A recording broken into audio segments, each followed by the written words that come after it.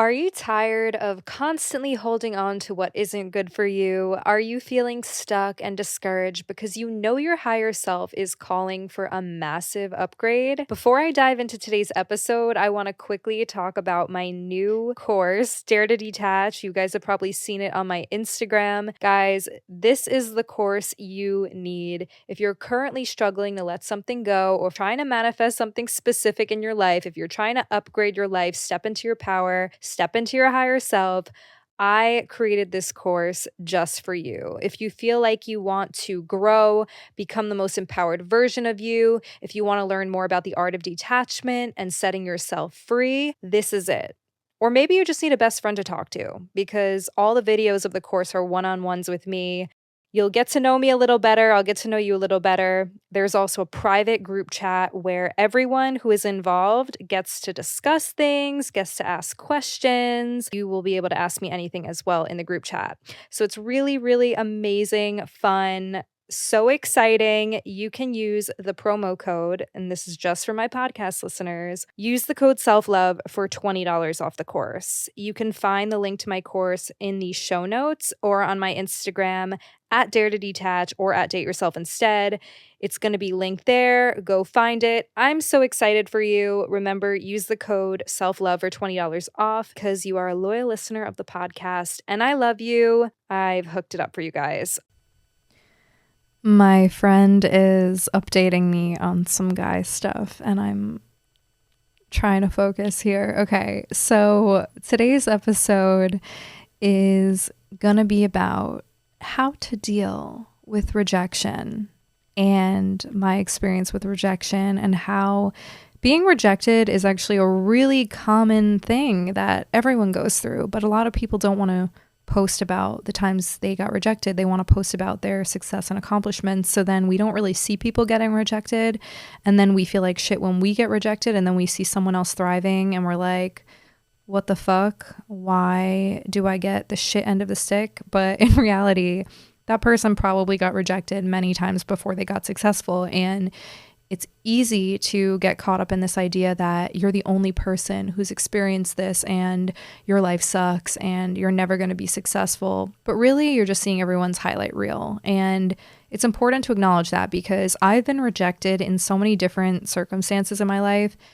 And in so many situations, I've just felt like I wasn't good enough. And it happens to everyone. Now, there's been so many amazing things that have also happened in my life and in my career where I felt really accomplished, but it comes with a lot of setbacks and failures too. And if you are planning on being at the top of your game, at the top of your career, if you plan on being a super successful person, you're going to have to know how to deal with rejection in various forms. And if you want to meet the love of your life, you're going to have to deal with rejection from other people who don't see your value because everything is part of the learning process and the journey in life. And yes, do some people have it easier than others? Of course, but being rejected is common. And in today's episode, I wanted to go over this and talk about it. So here we go. I was dating a guy that I didn't even like, okay? I didn't even think he was hot at all. I had no desire to talk to this man for more than a few minutes, but he somehow kept the conversation going and I went along with it. And I don't know how one thing led to another. It was one of those situations where I was like, I am so not interested. And then he somehow got me interested by the power of his manipulations. So I didn't think anything of this situation. It wasn't something where I was like, this guy's going to be my boyfriend. But I met up with him on a date, very last minute, very poorly planned. It was the day before Thanksgiving and the city was completely empty. So there was no one around. I had no plans and I wasn't going home that year for Thanksgiving for some reason. And I was lonely, I was a little bit vulnerable, and we make a last minute plan to go to a bar. So I go with this guy to the bar and he calls me an Uber to the bar. So red flag number one, by the way, before I get into this whole rejection story, red flag number one, if a guy is calling you an Uber, don't take the Uber. Get your own fucking Uber because it puts him in more control. It puts him in this position of power where he's like, okay, I'm going to get her the Uber and it's probably going to be close to my apartment so I could try and sleep with her. If he's calling you an Uber on the first date, he most likely is trying to get you there to have sex with you. And at the same time, he'll call it where it's convenient for him. So you get to the restaurant, it's probably 2 blocks from his apartment. This has happened to me 3 different times with 3 different people. And now I understand the game. I think a lot of guys do this for those reasons. However, of course, there are always exceptions. And if you're listening to the podcast and you're like, oh, not all guys are like that. You know, my boyfriend of 10 years called me an Uber the first time we hung out. I don't even know if Uber's been around that long, but just take this with a grain of salt. Okay, this is my dating experience. This is my story. This is what I've realized from a lot of different things that I've been through and from what my friends have been through. And I just take their experiences and my experiences and the knowledge I've acquired and I throw it into the podcast. So if you don't agree with something, that's totally okay too, because I know there's always going to be exceptions to certain things. But this is what I've experienced, okay? So do what you will with my information, but I really do believe that if a guy is calling you an Uber on the first date, it's out of convenience for him. It'll feel like it's a convenience for you, but it's really out of convenience for him. So anyways,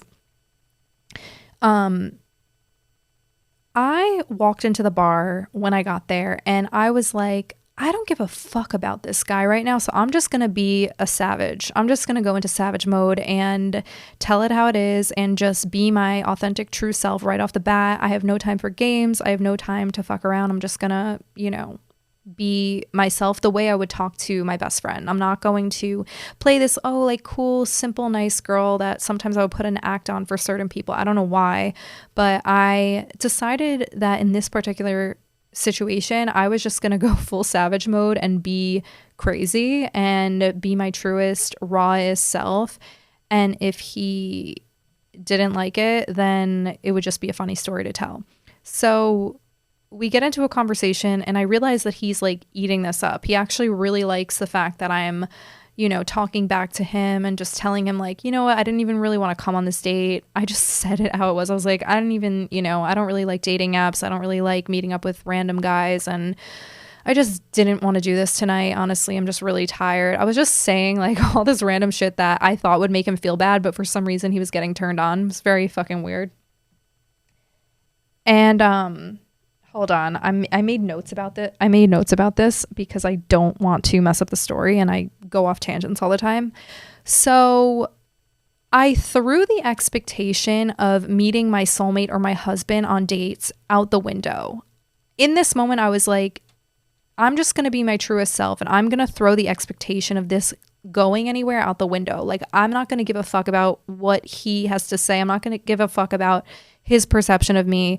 I'm just going to go into this date like full force, just being the way that I would be with anyone that I really just don't care about, in the sense of like how you are with your best friends, where you just talk shit and you talk to them like you've known them for 10 years. I just went in with that mentality of not caring. And if I left the date and he thought I was crazy, I wouldn't have given a shit. But that actually worked in my benefit because he went from not being interested in me as a person to being super invested. And it was because I didn't care. And I think when you just really detach yourself from everything and you don't care and you kind of just like go crazy in a way, people eat that up. Men eat that up and people want to be around you for some reason because they could tell that your energy is detached and you're just living your best life. And when you go into a date having all these crazy expectations, oh, is he going to be the one? Is he going to be the guy I end up with? It kind of puts this unspoken and energetic pressure onto the date even before you get there. And it puts this unspoken pressure on the two of you in general when you're interacting. So I think my best piece of advice, sorry, I'm like talking about a million things at once, but my best piece of advice, if you're going on a first date, just throw all expectations out the window. Just be yourself, be who you truly are, and just have fun. And if it doesn't work out and they don't like you, it's not the right person.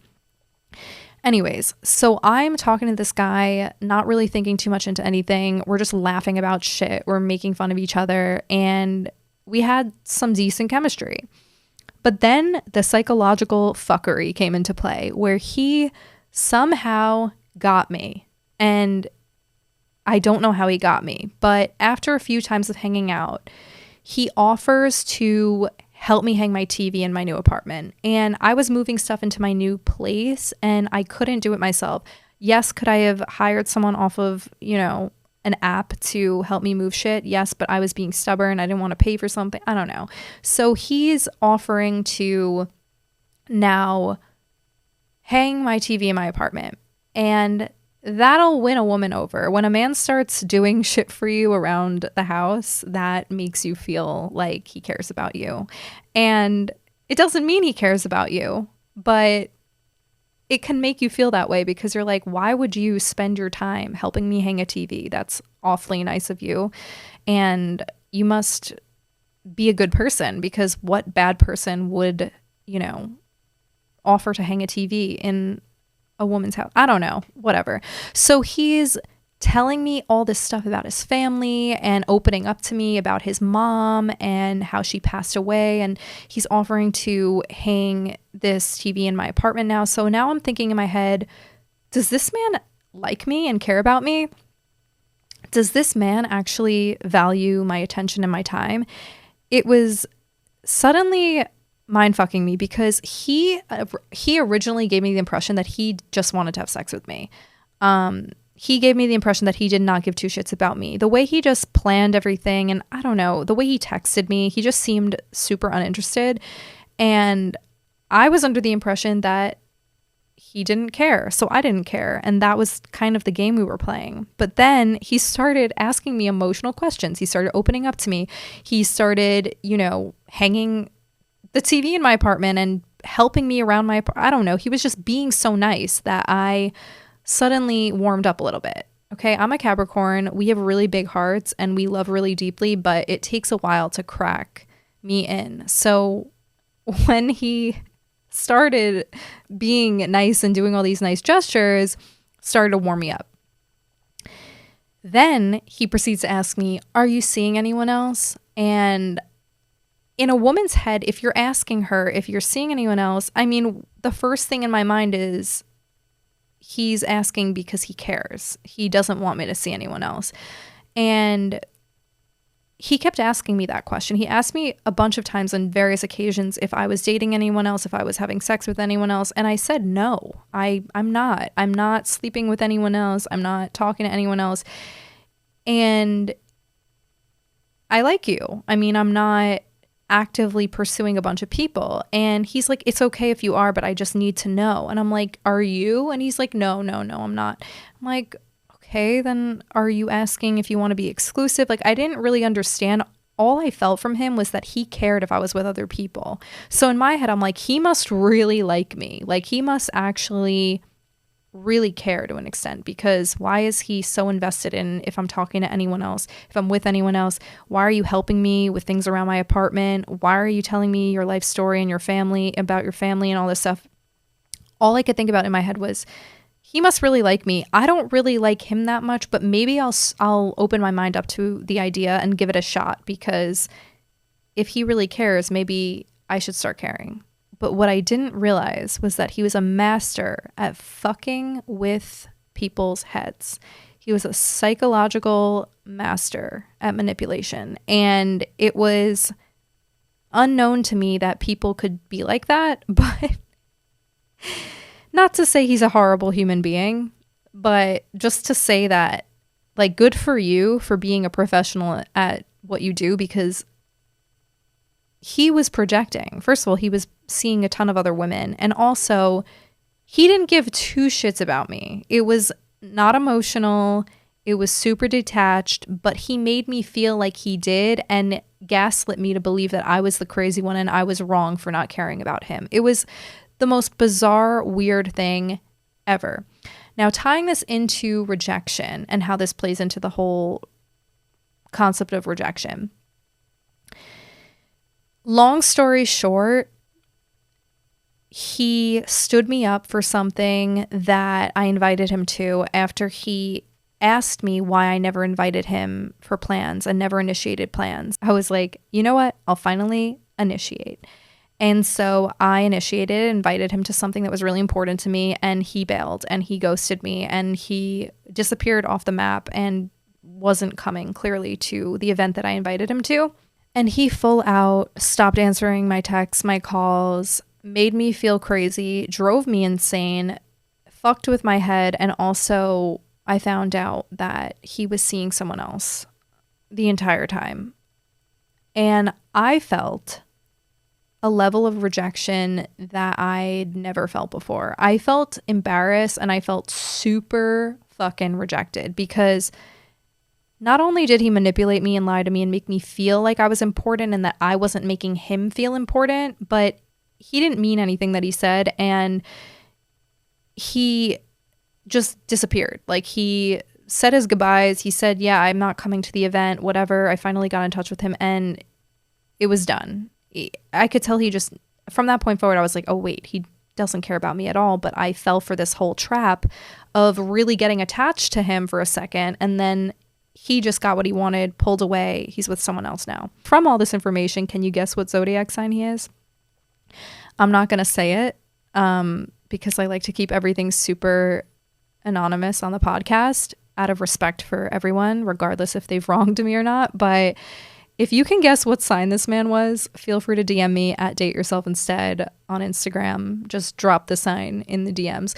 So anyways, he full out rejected me. He moved on to someone else very quickly, and I felt so rejected and so stupid, and I felt like embarrassed, rejected, stupid, manipulated, you name it. I felt like an idiot. And for a little more context, we were hooking up, I guess you could call it, for 4 months. So this wasn't like a 2-week situationship. It was 4 months. And then after the 4-month mark, I realized that I had been completely played and just so naive. And I felt super rejected because I started to like him because he was acting as if he liked me and was in love with me, basically, just wanting to hang out with me and blaming me for not making plans. I don't know. The whole thing was just so, it was such a mind fuck. It was a professional way to play a woman. And, you know, that's okay. At the end of the day, did it ruin my life? No, I'm fine. I really learned a lot in a way from the game to never fall for things like that again, to not go over to a guy's apartment late at night, and to not make that, you know, I learned a lot of things from the game. Long story short, I did. And I value the lessons that I took out of that experience. But the point being was that I was so fucking rejected. The feeling of rejection that I had was big with this situation because I felt so accepted in a way, like he really liked me and I was the one that wasn't giving. And then I found out later that it was all just some sort of act to make me feel like crazy. And I felt super rejected and stupid.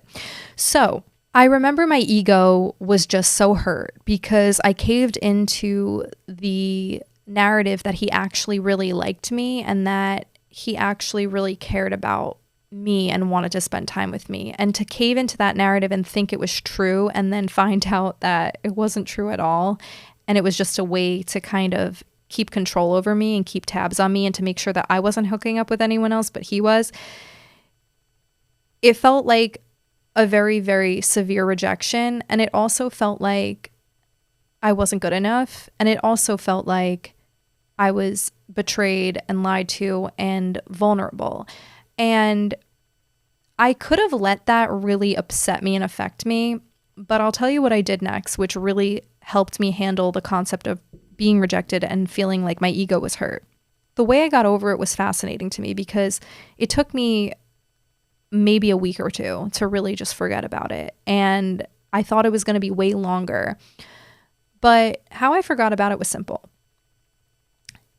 I thought about the fact of someone being able and capable of doing something like that to someone as the biggest ick.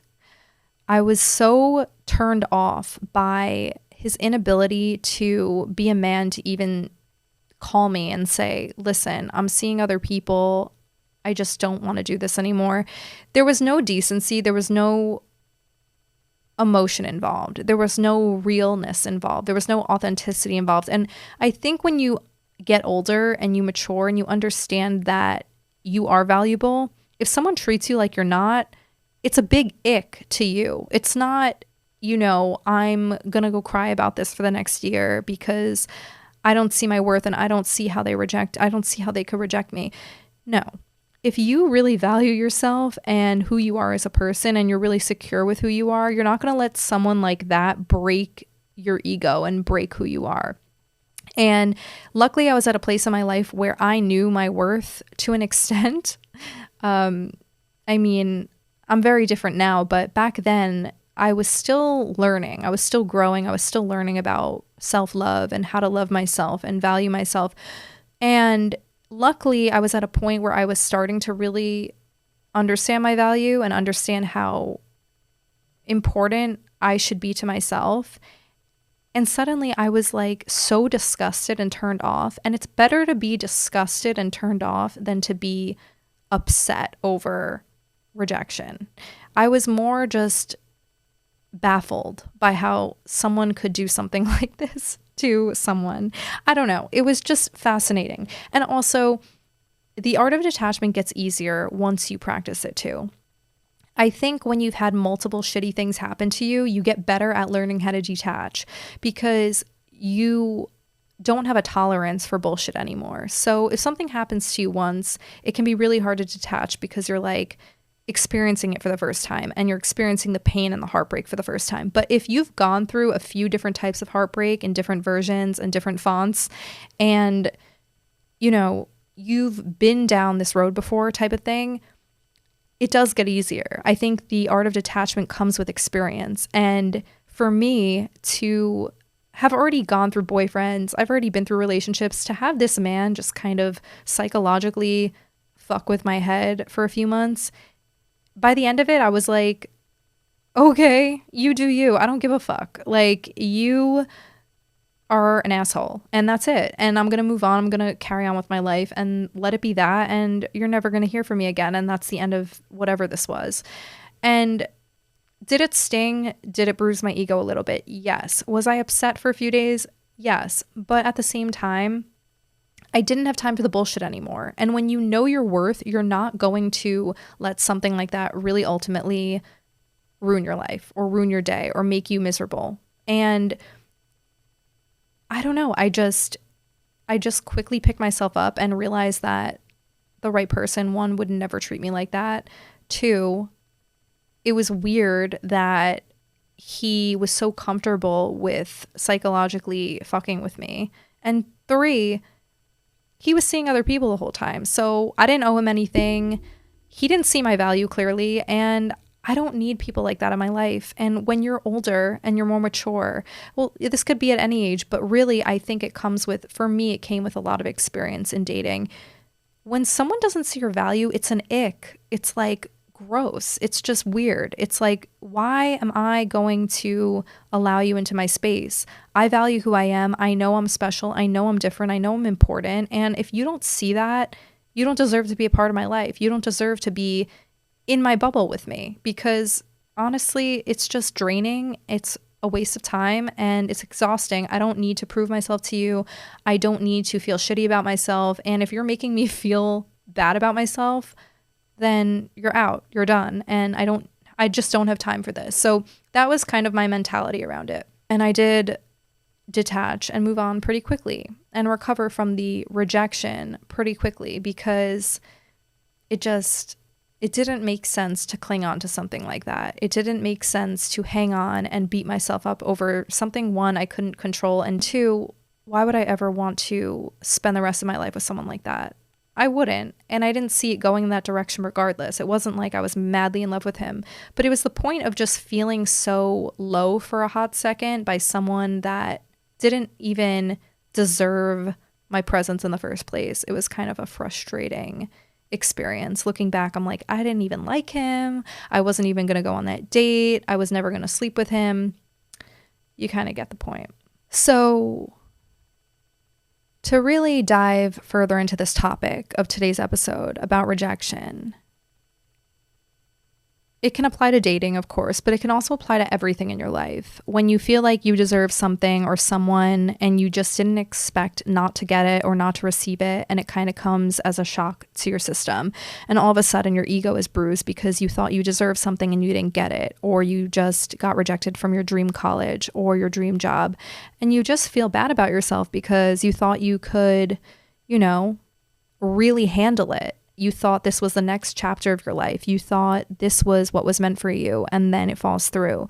You could potentially be dating someone great. You thought you were going to get into a relationship with them, and then it turns out they started dating someone else and everything fell to shit. Or, it could just apply to literally anything. Rejection can happen in so many different forms and ways, and I think this episode is really just a reminder that it does happen to everyone at different points in their life. And there's not one person that I know that hasn't been rejected in some way, shape, or form in their life. It's just a part of growing, and it comes with growing pains, and it comes with, sometimes we just need rejections in order to be redirected into better circumstances in life. And I wrote this in my notes because I didn't want to forget it. This is a reminder that rejection happens all the time. No matter what it is, it happens to everyone. It doesn't matter how successful a person is already. However you like to define success, everyone has been rejected at some point in their lives. Not everyone is willing to embrace it or admit it, but it's so true. Everyone has experienced not being wanted or accepted in one way or another, but the difference is how people are able to overcome it and how people allow it to affect them. Throughout being rejected many times in my life, I've learned the power of knowing how to detach and let go, because now I know that rejection truly is redirection into something so much better. It might not seem like it in the current moment, but rejection really is redirecting you into a new option you may have not even imagined or thought of that could be good for you or better for you. It usually ends up being the best thing for you when you do get rejected, because in the moment you could think that that was the one option that's going to make or break your life, but usually the universe is going to give you something equal to it or better in the near future. It really all comes down to how you handle the process of being rejected. And I feel like when you get really down about it and you let it debilitate you, it can prevent even better options coming into your life.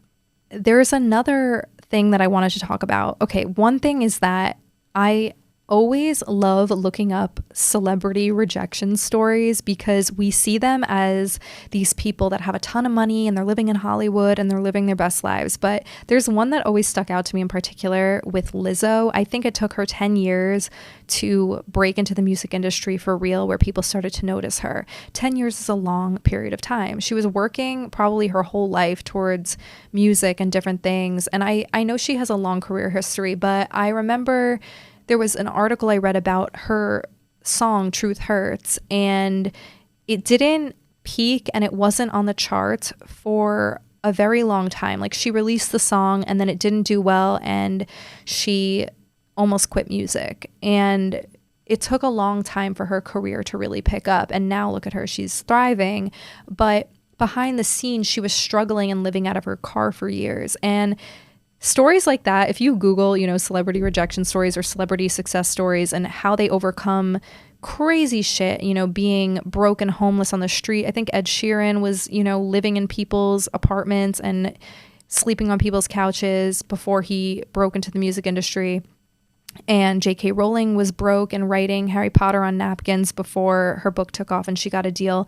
There's so many different variations of how people were rejected so many different times before they broke into their career, before they made it big. And just reading those type of stories actually really helps me mentally and inspires me, because you don't see often all the failures and all the heavy shit that comes with success. You don't see the years and years and years of work that people have in order to get to the top of their career. And I used to Google things like this to motivate me, because sometimes when I would be working on something for 6 months or a year, I'd be like, why isn't anything happening? I feel so stuck. People would tell me, what you're doing is stupid. And that feeling to your ego, that feeling of being rejected by people who are higher up and have positions of power and telling you that your work is garbage, can be really, hard to deal with. And if you're not good at dealing with things like that, it can be really hard to progress in your career. But if you use it as motivation and you use it as fuel, it can really make you even stronger and more powerful. I'll give you a real life example with my podcast. Now, I don't know if I should say this out loud, but whatever. I'm sure by the time this episode is published, I won't even care. So whatever. I haven't monetized the podcast yet. I haven't made $1 off of this podcast. I'm doing everything for free. I'm giving all this information for free with love in my heart because I love doing it. I am so passionate about it. I love talking to a microphone and sharing my thoughts and speaking with you guys and connecting with people from all over the world.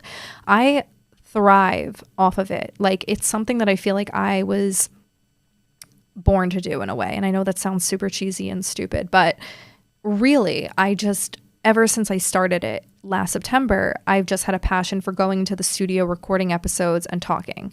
And listen, everyone has their own passions in life, but for me, this is something that I discovered which made me happy. I almost stopped a few different times because I had people around me that were so mean about my podcast, like telling me that it was really bad and essentially telling me that I wasn't worthy of receiving any type of deal for it or monetary compensation for it. And I had a few people kind of telling me that podcasting is a really difficult business and it's really hard to make a career out of it. And it would be unrealistic for me to set the expectations that I have for it, because I have really high expectations for it because I love it and I love what I do and I believe in myself. And when you believe in yourself, that's when all the people, the creeps, come out of the woodworks and they're like trying to shit on you and trying to shit on your belief systems. It's when you have that confidence in yourself when people really start to speak negatively to you and tell you that what you're doing is stupid and garbage and trash. And I've had a few people in this space kind of talk down about my career and my podcast and the goals I have, and basically telling me that my expectations are way too high. And it could be super discouraging because it feels like rejection. And when you talk to people who are quote unquote higher up than you in an industry and telling you that you're crazy or that you're wrong or that you're not going to be successful, it could feel like a rejection. It could feel like you're doing the wrong things.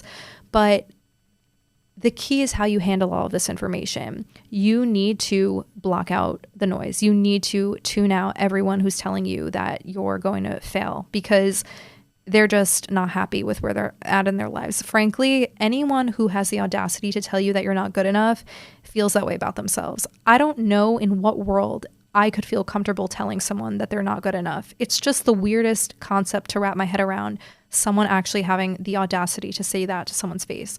And what I've learned is that the people who are rejecting you aren't going to be relevant to you in the future. They're just not the right people, and you're not surrounded by the right people. And when you believe so much in yourself, you'll eventually meet the right people who will support you, who believe in you, who want to see you successful and want to see you thrive. And I always think of that quote Kris Jenner said.